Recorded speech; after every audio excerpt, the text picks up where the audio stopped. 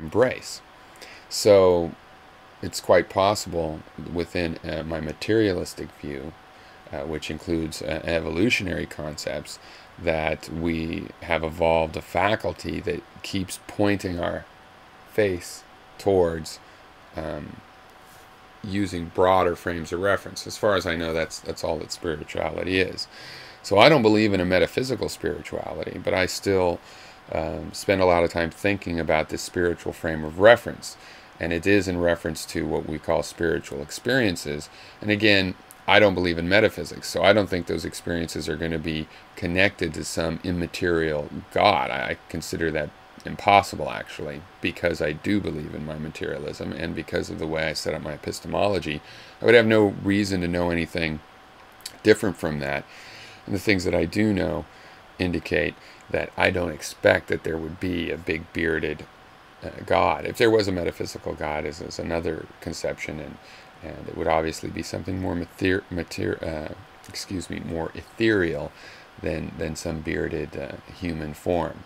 But I do believe that spiritual experiences occur, and there's something to understand from that phenomena. And I do believe that they, provide a purpose of expanding our view beyond just our individual selves. So those are three frames of reference. You can see how they're somewhat orthogonal. They apply to particular kinds of experiences better than others. And yet they're also all supposed to apply to reality. I really believe in having frames of reference somewhat orthogonal, but they're not unrelated because they all point to reality. And so real things provide the relationship between these frames of references that have been set up to be somewhat orthogonal, so that we can think about one thing without thinking about another. When you get to a difficult part of materialism, like you have to change your theory of materialism, how are you going to change it? Well, you're going to use another frame of reference. You might use your spiritual frame of reference, or you might use, in my case, the epistemological frame of reference. And this is how we work on frames. And again, this is one reason I say epistemology is a fundamental one, because ultimately it's the frame of reference I use to work on all of the other frames of reference. And another thing worth saying before I'm done is that with multiple frames of reference all looking at the world, this is how we can get an idea of reality. Because if you analyze a phenomena with a frame of reference and get a certain result, and you analyze that phenomena with another frame of reference and get maybe a different result, but not a null result, like, you can perceive that thing. I can perceive this thing spiritually, materially, and epistemologically.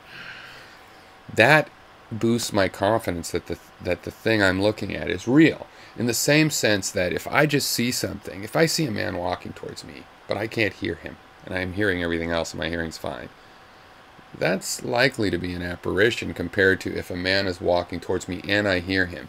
See, one way we get knowledge about material reality, considering that the senses are not reliable, is we correlate the senses.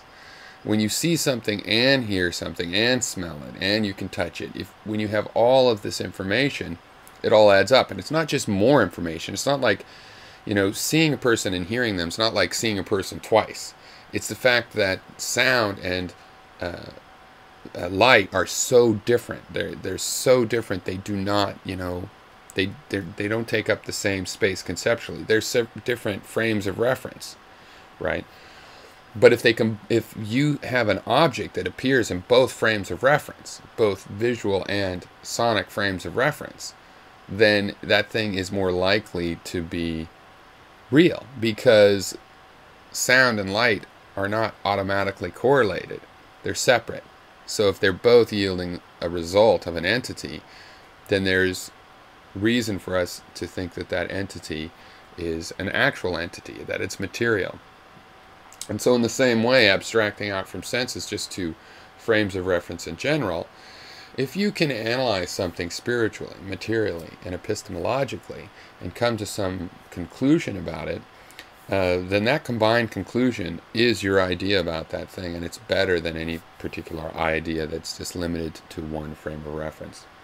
So I wonder if this does what I hoped, but I'll tell you, and it's probably, oh yeah, it's quite long.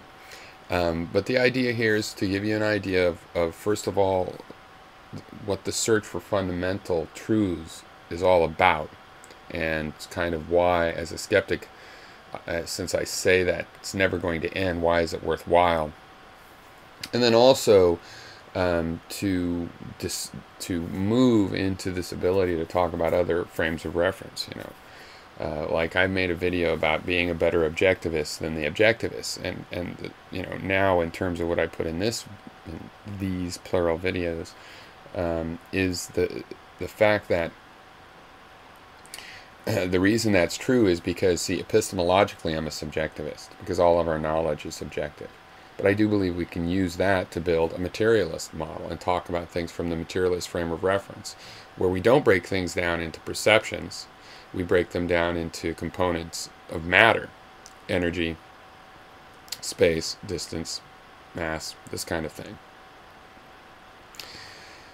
So I can discuss what's most fundamental just from a materialist point of view.